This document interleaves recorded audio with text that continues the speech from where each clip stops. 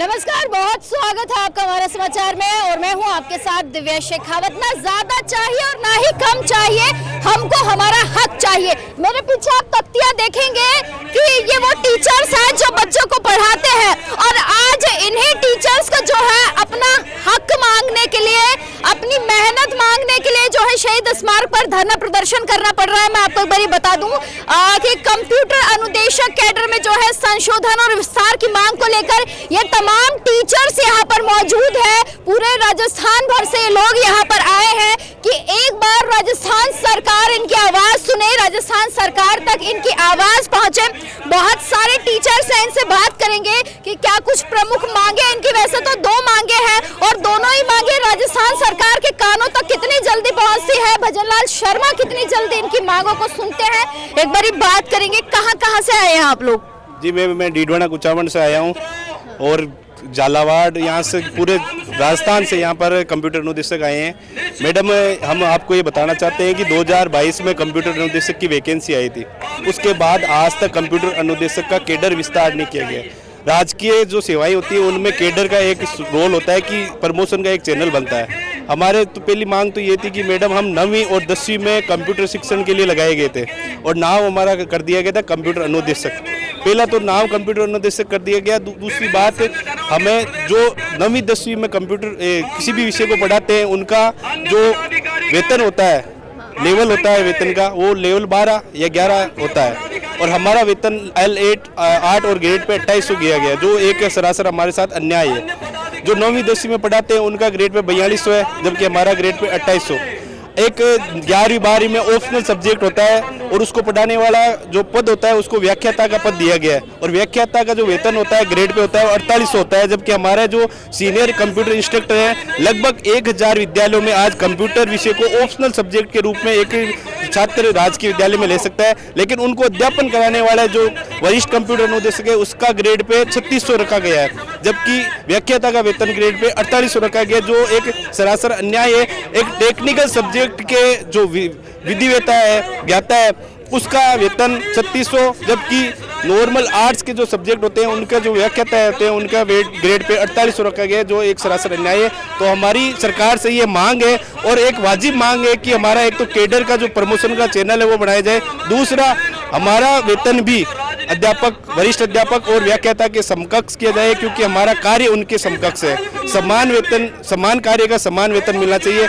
उसी हक और अधिकार के लिए आज हम एकत्रित हुए, आज हमने शुरुआत की है। अगर हमारी मांग नहीं मानी गई तो इसके लिए हम उग्र आंदोलन भी करेंगे और सरकार को जब तक अपना आंदोलन जारी रखेंगे जब तक हमारी मांग पूरी नहीं हो जाती।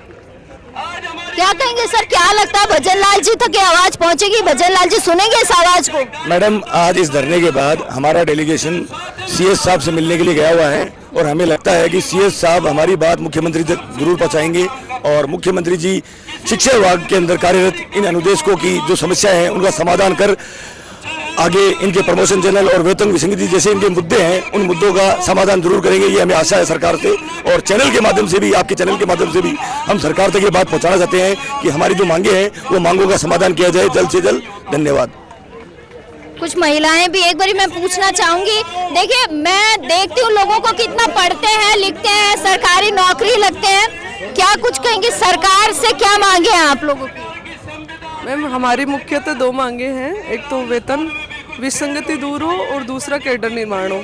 इसके अलावा हमें जो हमारा पदनाम परिवर्तन भी हमारी मांग है, परंतु जिस तरीके से हम BCI हैं 9th-10th को पढ़ाते हैं उस हमारी जो चलिए कोई बात नहीं। आप देखिए कि काफी सारे जो है लोग यहाँ पर हैं जो दूर दराज से आए हैं और सभी लोग जो है कैडर रिव्यू की मांग कर रहे हैं कि काफी लंबे समय से जो है भर्तियां नहीं आई है। कहाँ से लोग आए हैं एक बार पूछेंगे, मैं पूछने की कोशिश करूंगी। आप कहाँ से आए हैं? मैडम, मैं अलवर से आया हूँ। अच्छा, क्या कहेंगे कि भजनलाल जी तक आप लोगों की आवाज पहुँच जाएगी? पहुंच जाएगी मैडम, आपके द्वारा पहुंच जाएगी भजनलाल जी के पास। मैं तो चाहूंगी कि पहुंचे। अच्छा, एक बात बताइए, एक टीचर बनने में कितना समय लगता है एक व्यक्ति को? मैडम, मेरे को तो पूछो तो आप, मेरे को तो 9 साल लगे बनने में, टीचर बनने में। और सरकारी नौकरी के बाद भी परेशान होना पड़ रहा है? परेशान होना पड़ रहा है मैडम। हमारा क्या, ना तो कैडर है ना हमारा ग्रेड पे है, क्योंकि हमें वो सम्मान दिया ही नहीं जाता स्कूल में जो हमें सम्मान मिलना चाहिए। अदर टीचर हमें वो सम्मान देते नहीं है, वो समझते हैं ये तो कंप्यूटर अनुदेशक है, ऑपरेटर है, ऑपरेटर का काम करेंगे और कुछ नहीं। क्योंकि और सरकार चाहती नहीं कि बच्चों को एजुकेशन, डिजिटल एजुकेशन मिले। आजकल ज़माना AI का है, वो ज़माना आने वाले भविष्य में बच्चों को AI सिखाना भी नहीं चाहते कि बस ये ऑपरेटर है, ऑपरेटर रह जाए बस। अच्छा, मुझे एक बात बताइए कि आजकल है ना डिजिटलीकरण हो गया है सब कुछ। आजकल चीज़ें भी AI की हो गई, इंस्टाग्राम पे भी जो रीलें आ रही है आजकल वो भी इंग्लिश में आ रही है बिल्कुल। अगर कंप्यूटर टीचर नहीं रहेंगे तो बच्चे कैसे शिक्षित होंगे? इसीलिए राजस्थान सरकार ने विद्यालयों में कंप्यूटर अनुदेशक लगाए गए हैं। बाकी अब कंप्यूटर टीचर्स को विद्यालयों में ना रखकर अन्य विभागीय कार्यों में लगाया गया है। कंप्यूटर अनुदेशक को ऑपरेटर बनाकर रखा है। आने वाला अब एक तरफ इंडिया डिजिटलाइजेशन की बातें कर रही है, एक तरफ बच्चों को डिजिटल एजुकेशन से अलग रख रही है। डिजिटल एजुकेशन के लिए अनुदेशकों को स्कूलों में लगाया गया है, जिनको अन्य कार्यों, विभागीय कार्यों में, कभी इलेक्शन, कभी सरकारी कैंप्स वगैरह वगैरह में। आप लोगों को भी लगाते हैं ऐसे? जी, इनके जो प्लान्स और कैंप्स होते हैं उनको एग्जीक्यूट करने के लिए अनुदेशकों को एज ए ऑपरेटर के तौर पर उनको वहाँ पे लगा दिया जाता है। बच्चे आज भी वहीं की वहीं एजुकेशन, डिजिटल एजुकेशन अभी तक स्कूलों में सुचारू रूप से किसी को मिल ही नहीं रही है। सरकारी स्कूलों में तो पहुँच ही नहीं रही होगी। पहुँच ही नहीं रही, किताबें नहीं आ रही बच्चों की, और लैब्स अभी तक पड़े हैं पुराने, कोई रिनोवेशन नहीं है उनका, कोई मेंटेनेंस नहीं है, क्योंकि अनुदेशकों को तो लगा रखा है अन्य काम सरकारी और काम जीरो। बिल्कुल, समान वेतन नहीं है। जब तक आपका पदनाम और आपको वो समान वेतन नहीं मिलेगा, तब तक आपको नीचे दर्जे के समझ कर आपको ऑपरेटर के तौर के हिसाब से उनको अन्य कामों में लगा दिया जाएगा। चलिए, बहुत शुक्रिया। तो भैया कह रहे हैं कि वेतन जो है समान नहीं है। और अभी एक बड़ी अच्छी बात इन्होंने मुझे बताई है कि देखिए, सरकारी स्कूलों में जो है शिक्षा को लेकर बढ़ावा दिया जाता है, लेकिन ये टीचर्स कितने परेशान हैं कि एजुकेशन जो है, डिजिटल एजुकेशन आजकल बहुत आगे बढ़ रही है, लेकिन डिजिटल एजुकेशन जो है बिल्कुल जीरो से नजर आ रही है। मैं तो ये समझ रही हूँ सरकारी स्कूलों में जो बच्चे पढ़ने जा रहे हैं उन तक अगर ये डिजिटल वाली शिक्षा ये नहीं पहुंचेगी तो बच्चे कैसे शिक्षित होंगे? जरा बताइए सर कि अगर डिजिटल एजुकेशन बच्चों तक नहीं पहुंचेगी, जो सरकारी स्कूलों में बच्चे जा रहे हैं, उनका भविष्य क्या है? बात यह है, दरअसल प्राइवेट स्कूल में तो सभी शिक्षा, कंप्यूटर शिक्षा मिल जाती है बच्चों को। सरकारी स्कूल अभी कंप्यूटर शिक्षा से वंचित है बच्चे। सरकारी स्कूल में वो बच्चे पढ़ते हैं जो जिन्होंने कभी कंप्यूटर को देखा भी नहीं है, और वो भी चाहते हैं कि हम कंप्यूटर सीखें। तो सरकार को ध्यान देना चाहिए इस तरफ कि कंप्यूटर शिक्षा अच्छी हो, और कंप्यूटर शिक्षकों को भी अन्य शिक्षकों के समान उन्हें देखा जाए और उनका वेतन वगैरह अन्य शिक्षकों को बनती हो। कहाँ से आए भैया आप? दौसा से आए मैडम हम। दौसा से? पोस्टिंग हमारी चूरू पोस्टिंग। अच्छा, एक बात बताइए, आपके स्कूल में बच्चे तो काफी होंगे? मैडम 450 बच्चे हैं। कैसी शिक्षा मिलती है उन बच्चों को? क्योंकि कहते हैं ना सरकारी स्कूल में तो बहुत सारी सुविधाएं आजकल मिलने लगे। सच बताइएगा, क्या बच्चों तक एजुकेशन, जिस कंप्यूटर एजुकेशन की मैं बात कर रही हूँ, वो एजुकेशन पर्याप्त मात्रा में बच्चों तक पहुँच रही है? नहीं मैडम, देखो कंप्यूटर की बात ऐसी है, सरकार ने जो अपनी ओर से सारी ट्राई किया है, लेकिन यहाँ पे क्या है, जैसे लैब ठीक नहीं है, ठीक है। एक जो हमारी सैलरी है वो बहुत ही ज़्यादा जो कम सैलरी है, तो उसमें हमको काम करने के लिए थोड़ा सा और स्कोप चाहिए। और मैं चाहता हूँ सरकार से मेरा रिक्वेस्ट है कि जो हमारी जो कंप्यूटर की लैब है उनको थोड़ा और सही की जाए, और जो आजकल की जो विंडोज़ चल रही है उनको लाया जाए। देखिए, समय के साथ मॉडर्न होना पड़ेगा। बिल्कुल मैडम, जो हमारे पहले जैसे कंप्यूटर में लिनक्स चल रहा है, लिनक्स आज कुछ काम आता नहीं है, विंडोज़ काम आता है। तो मेरी सरकार से ये आग्रह है कि जो कंप्यूटर की लैब है उनको जो वो आधुनिक तौर पर उनको चेंजेस होना बहुत ज़रूरी, टेक्नोलॉजी के साथ चेंजेस होना बहुत ज़रूरी है। बात बहुत सही कही है भैया ने कि कंप्यूटर अनुदेशक, जिस तरीके से भैया बता रहे हैं कि चेंजेस होना बहुत ज़रूरी है, क्योंकि ज़माना मॉडर्नाइजेशन ज़माना है, लोग मॉडर्न हो चुके हैं, चीज़ें जो है मॉडर्नाइजेशन की ओर बढ़ रही है भैया। ये ज़माना मॉडर्न हो गया है, हम AI पे काम करना चाहते हैं, क्या वो AI बच्चों तक पहुँच पाएगी इस अभाव के तहत? यहाँ पर सभी कंप्यूटर अनुदेशक आज इसी के लिए एकत्रित हुए हैं कि राजस्थान के अंदर जो स्कूली शिक्षा है और उसके अंदर गरीब जो बच्चे हैं वो पढ़ने के लिए आते हैं, उन तक जब तक शिक्षक को उचित सम्मान नहीं मिलेगा, जब तक जो पढ़ाने वाले शिक्षक हैं वो अपने लिए सेटिस्फाई होकर पढ़ा नहीं पाएंगे उस चीज़ के लिए, तो उन बच्चों तक भी उचित शिक्षा का प्रबंधन नहीं हो पाएगा। तो सबसे पहले तो सरकार को ध्यान देना चाहिए कि जो सारे कंप्यूटर अनुदेशक इकट्ठे हुए हैं वो वेतन विसंगति और कैडर विस्तार के मुख्य मुद्दे को लेकर यहाँ पर इकट्ठे हुए हैं। जब तक शिक्षक संतुलित नहीं रहेगा वहाँ पर और उसके दिमाग के अंदर एक क्लैरिटी नहीं रहेगी, जब तक वो अच्छे से उस चीज़ को डिलीवर नहीं कर पाएगा। जब तक शिक्षक इधर रास्ते के ऊपर बैठा है आज अपने मांगों को लेकर, तो वो क्या उसके अकॉर्डिंग वो शिक्षा भी प्रोवाइड करवा रहा है। और जो इस सरकारी स्कूलों के अंदर जो अलग अलग तरह की जो डिजिटल प्रोग्राम्स वगैरह चलते हैं उन सभी के अंदर भी कंप्यूटर अनुदेशक की बहुत बड़ी भूमिका है। उन सबको पूर्ण करवाने के उद्देश्य से तो सरकार आगे आ रही है, लेकिन जब वेतन विसंगति और कैडर संशोधन की बात आती है तो पीछे हट जाती है। तो जब सारे के सारे आज इकट्ठे होकर सभी आए हैं तो सरकार को सुननी चाहिए हमारी भी। लग रहा है कि आवाज पहुंचेगी बच्चन लाल जी तक है। बिल्कुल बिल्कुल पहुंचाने के लिए सभी साथी इकट्ठे हुए हैं, सारे कंप्यूटर अनुदेशक और सीनियर कंप्यूटर अनुदेशक सारे एकत्रित हुए हैं। सर आपके हाथ में ना कंप्यूटर है, अब आप बताइए कंप्यूटर चल नहीं रहा है, बच्चों को कैसे सिखाएंगे अब है? इसका ना माउस काम कर रहा है ना कीबोर्ड काम कर रहा है, मॉनिटर पे तो RCTI लिख दिया है आपने, कैसे बच्चों तक शिक्षा पहुंचेगी?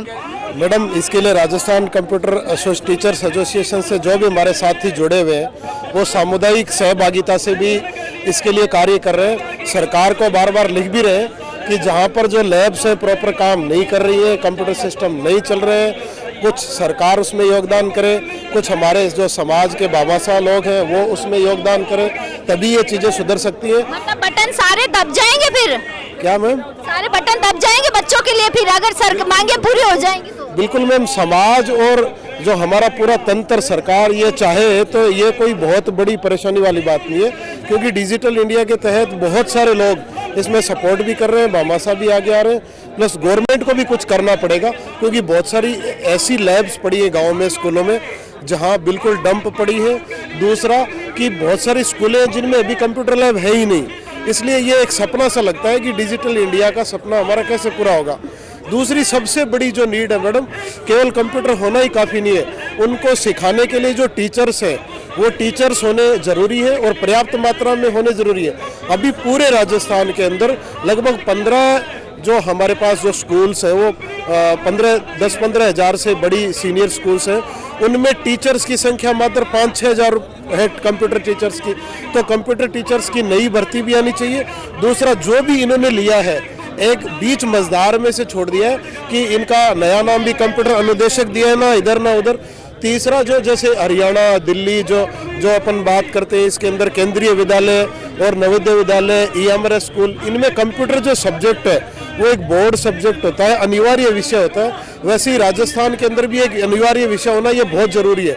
यदि अनिवार्य विषय होगा तो एक तो जो टीचर्स हैं वो पूरे जोश के साथ पढ़ाएंगे, बच्चे इसमें बहुत ज़्यादा रुचि लेंगे। और ये मैं आपको मैं आश्वस्त करता हूँ कि आज के ज़माने में कंप्यूटर और IT के बिना कोई भविष्य नहीं, कोई भी भविष्य नहीं है मैडम, किसी का भी। हर काम है वो कंप्यूटर और IT के भरोसे ही हो रहा है, और पेपरलेस जो काम है उसी के तहत हो रहा है। इसलिए पेपरलेस ही है सर, आगे जमाने। मैडम ये राजस्थान में अभी एक सपना है, हम इसमें पिछड़ रहे हैं, क्योंकि जो हमारे जो साथी हैं वो इसी बात को लेकर इकट्ठे हुए कि एक तो हमारी जो सबसे बड़ी मांग है कि जो ये वेतन विसंगति वाली है, हमें वहाँ पर LDC बना दिया गया है, जबकि हम काम करना चाहते हैं कंप्यूटर्स टीचिंग का, और हमें लिया भी इसीलिए गया है। तो हम राजस्थान सरकार से ये मांग करते हैं और हम आम लोगों से मांग करते हैं कि इसमें हमें सपोर्ट करें कि हमारा जो केडर विस्तार किया जाए और हमारी वेतन विसंगति की मांग को दूर किया जाए। जैसे अदर राज्यों में या अदर जो जिस तरह के हमारे आयोग हैं उनमें कंप्यूटर टीचर हैं वो 2nd ग्रेड, 1st ग्रेड और 3rd ग्रेड, इस तरह से हमें इसके अंदर भागीदारी निभानी चाहिए। इसके लिए हम प्रयासरत हैं, हम संघर्ष कर रहे हैं और आंदोलन कर रहे हैं, इसके लिए हम इकट्ठा हुए हैं। बहुत शुक्रिया। आप लोग देख सकते हैं कि पीछे भी जो है काफ़ी सारे टीचर जो हैं और सभी जो है एक ही बात पर है कि मैंने अभी बहुत बड़ी अच्छी चीज़ें जो है सर ने बताई हैं कि देखिए कि अगर आपने हमें टीचर लगाया तो कंप्यूटर ऑपरेटर क्यों बनाया है, ऑपरेटर बनाया तो टीचर क्यों लगाया है। साथ ही साथ इन्होंने कहा है कि एक हमारे जो वेतन है उसमें वृद्धि हो, ताकि अगर हम सेटिस्फाई हैं तो बच्चों को हम अच्छी एजुकेशन दे पाएंगे। एजुकेशन मोस्ट इम्पॉर्टेंट है। इसके साथ साथ इन्होंने ये भी कहा है कि काफ़ी सारी राजस्थान में ऐसी कॉलेजेस हैं जहां आज भी लैब्स में जो है कंप्यूटर है तो शिक्षक नहीं है, और शिक्षक है तो लैब का दुरुस्तीकरण नहीं है। सरकार से 2-3 मांगे हैं कि सरकार इन पर काम करे और जल्द से जल्द जो है इनकी बात सुनी जाए। तमाम छोटी बड़ी अपडेट्स के लिए बने रहिएगा हमारे समाचार के साथ। नमस्कार।